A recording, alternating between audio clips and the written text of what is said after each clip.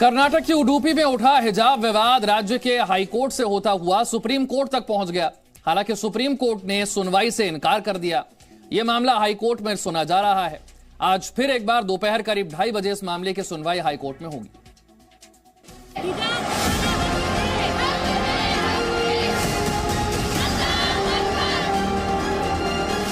कर्नाटक में हिजाब को लेकर हो रहे विरोध की आंच अब तक कई राज्यों में पहुंच चुकी है।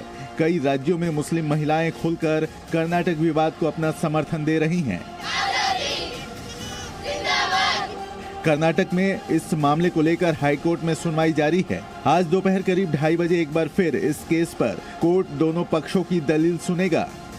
सोमवार को हुई सुनवाई में इस मामले पर छात्राओं की ओर से पेश हुए वकील देवदत्त कामत ने कोर्ट में अपनी दलील रखी। देवदत्त कामत ने कहा कि हिजाब पर बैन लगाने का सरकारी ऑर्डर गैर जिम्मेदाराना है। उन्होंने कहा कि सरकार का आदेश संविधान के अनुच्छेद 25 के खिलाफ है और ये कानून वैध नहीं है। कामत ने सवाल उठाया कि जब सेंट्रल स्कूल में हिजाब पहनने की इजाजत है तो राज्य सरकार के स्कूलों में क्यों नहीं।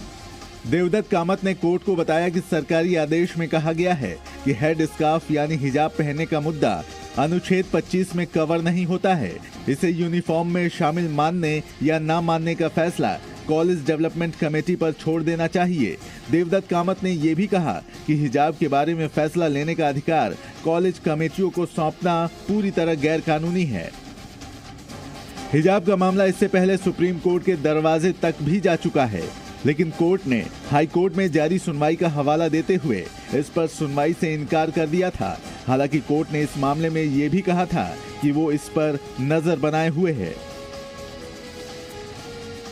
हिजाब को लेकर जारी विवाद के बीच कर्नाटक में सोमवार से स्कूल फिर से खुल गए और पहले ही दिन हिजाब को लेकर विवाद हो गया। मांड्या के एक स्कूल में हिजाब पहने छात्राओं को अंदर जाने से रोक दिया गया। इसे लेकर स्कूल की टीचर और छात्राओं के अभिभावकों के बीच बहस हुई, लेकिन छात्राओं को हिजाब उतारने के बाद ही स्कूल के अंदर जाने की इजाजत मिली।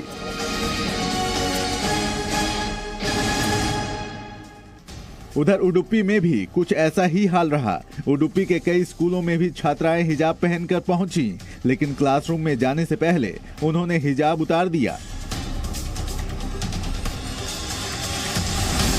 उडुपी समेत कई जिलों में हाई स्कूल के 200 मीटर के दायरे में धारा 144 लगाई गई है।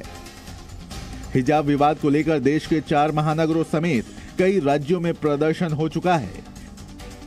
मुर्शिदाबाद में तो इसे लेकर हिंसा तक हो गई और लोगों ने स्कूल पर ही पत्थरबाजी कर दी थी।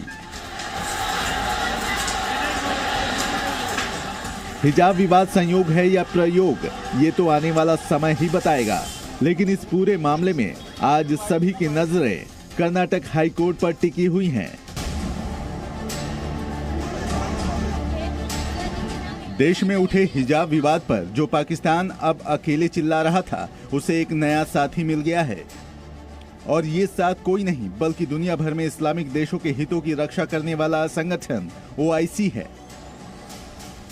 जी हां, हिजाब मुद्दे पर ऑर्गेनाइजेशन ऑफ इस्लामिक कोऑपरेशन यानी OIC ने अपनी तीखी प्रतिक्रिया दी है।